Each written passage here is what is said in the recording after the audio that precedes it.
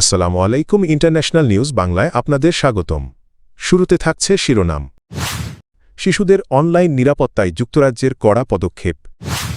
ইরানে হামলা চালালে ইসরায়েলকে সমর্থন দেবে যুক্তরাষ্ট্র। ফিলিস্তিনিদের ভিটেমাটি কেড়ে নেওয়ার নতুন ছক ইসরায়েলের। ভারতকে সব সময় শক্তিশালী ও প্রস্তুত থাকতে হবে মোদি। ইউরোপ জুড়ে ইসরায়েলি পণ্য বর্জনের হিড়িক।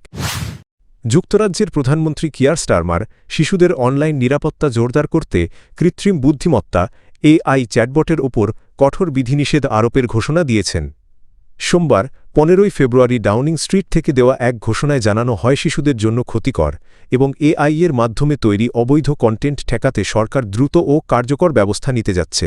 স্টারমার বলেন, প্রযুক্তি যত দ্রুত বদলাচ্ছে আইনকেও ততটাই শক্তিশালী ও আধুনিক হতে হবে। এই উদ্যোগের অংশ হিসাবে সরকার আগামী মার্চ থেকে একটি জনমত যাচাই কনসালটেশন প্রক্রিয়া শুরু করবে। সেখানে 16 বছরের কম বয়সীদের জন্য সামাজিক যোগাযোগ মাধ্যম সম্পূর্ণ নিষিদ্ধ করার বিষয়টিও বিবেচনায় আনা হবে। কি থাকছে নতুন নীতিমালায়? এআই চ্যাটবট ও প্ল্যাটফর্মগুলোকে বিদ্যমান ডিজিটাল নিরাপত্তা আইন কঠোরভাবে মানতে হবে। কারও সম্মতি ছাড়া এআই দিয়ে ঘনিষ্ঠ বা আপত্তিকর ছবি ও ভিডিও তৈরি করা ফৌজদারি অপরাধ হিসেবে গণ্য হবে। শিশুদের লক্ষ্য করে ক্ষতিকর এআই কন্টেন্ট শনাক্ত ও অপসারণে প্রযুক্তি কোম্পানিগুলোকে সক্রিয় ভূমিকা নিতে হবে। ইরানের ক্ষেপণাস্ত্র কর্মসূচি ঘিরে উত্তেজনা আরও স্পষ্ট হচ্ছে। আলোচনা ব্যর্থ হলে ইরানের সম্ভাব্য ইসরায়েলি হামলায় যুক্তরাষ্ট্র সমর্থন দেবে। এই আশ্বাস গত ডিসেম্বরেই ইসরায়েলের প্রধানমন্ত্রীকে দিয়েছিলেন মার্কিন প্রেসিডেন্ট ডোনাল্ড ট্রাম্প। তুরস্কের রাষ্ট্রীয় বার্তা সংস্থা আনাদলু এজেন্সির বরাতে জানা গেছে, গত ডিসেম্বরে এক বৈঠকে ট্রাম্প ইসরায়েলি প্রধানমন্ত্রী বেনিয়ামিন নেতানিয়াহুকে জানান, তেহরানের সঙ্গে কূটনৈতিক আলোচনা ভেঙে গেলে ইরানের ব্যালিস্টিক ক্ষেপণাস্ত্র কর্মসূচির ওপর ইসরায়েলের সামরিক অভিযানে ওয়াশিংটন পাশে থাকবে। যুক্তরাষ্ট্রের একাধিক গণমাধ্যম রোববার এই তথ্য নিশ্চিত করেছে। মার্কিন সংবাদ মাধ্যম সিবিএস নিউজের প্রতিবেদনে বলা হয়েছে, ওয়াশিংটনের নীতি নির্ধারণী মহলে আলোচনার ফোকাস এখন আর ইসরায়েল হামলা চালাবে কিনা এই প্রশ্নে সীমাবদ্ধ নেই, বরং যুক্তরাষ্ট্র প্রযুক্তিগত ও কূটনৈতিকভাবে কিভাবে সেই অভিযানে সহায়তা করতে পারে সেটিই এখন মূল আলোচ্য। প্রস্তাবিত সহযোগিতার গুরুত্বপূর্ণ দিকগুলোর মধ্যে রয়েছে ইসরায়েলি যুদ্ধবিমানগুলোর পাল্লা বাড়াতে আকাশে জ্বালানি ভরার এরিয়াল রিফিউলিং ব্যবস্থা, হামলার পথে থাকা প্রতিবেশী দেশগুলোর আকাশসীমা ব্যবহারের অনুমতি নিশ্চিত করতে জটিল কূটনৈতিক সমন্বয়। 1967 সালের পর এই প্রথম অধিকৃত পশ্চিম তীরে ভূমি নিবন্ধনের প্রক্রিয়া পুনরায় চালু করার সিদ্ধান্ত নিয়েছে ইসরায়েল, যা অঞ্চলটির ভবিষ্যৎ নিয়ে নতুন করে গভীর উদ্বেগ তৈরি করেছে। রোববার 15 ফেব্রুয়ারি ইসরায়েলি সরকারের অনুমোদন পাওয়া একটি প্রস্তাবের মাধ্যমে এই সিদ্ধান্ত কার্যকর হয়েছে।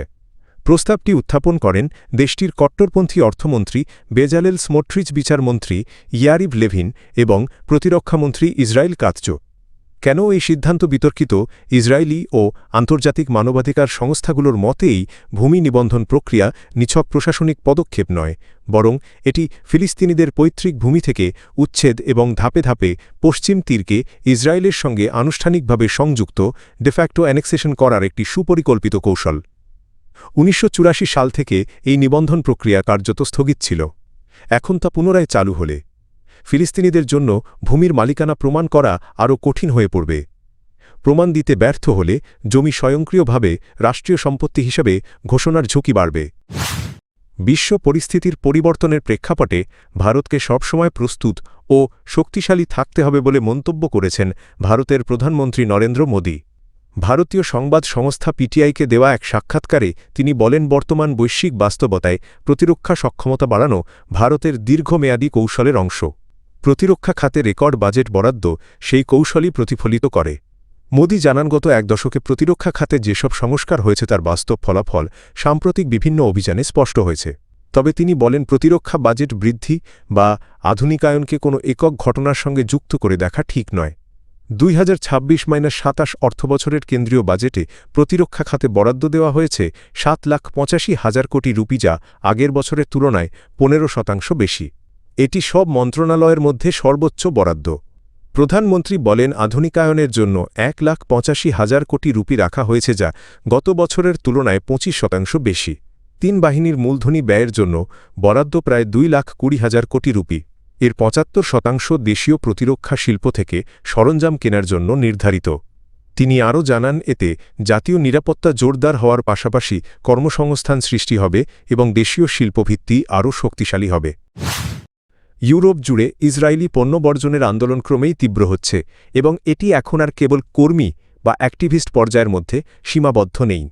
আন্দোলনটি ধীরে ধীরে রাষ্ট্রীয় নীতি নির্ধারণের পর্যায়ে পৌঁছেছে। এই প্রবণতার সূচনা হয় আয়ারল্যান্ডে, যেখানে এক সুপারমার্কেট কর্মী গাজায় ইসরায়েলি সামরিক অভিযানের প্রতিবাদে ইসরায়েলি ফল ও সবজি বিক্রি করতে অস্বীকৃতি জানান।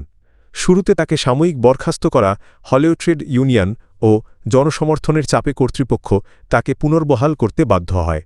ঘটনাটি ইউরোপ জুড়ে কর্মীদের জন্য একটি গুরুত্বপূর্ণ দৃষ্টান্ত হিসেবে বিবেচিত হচ্ছে।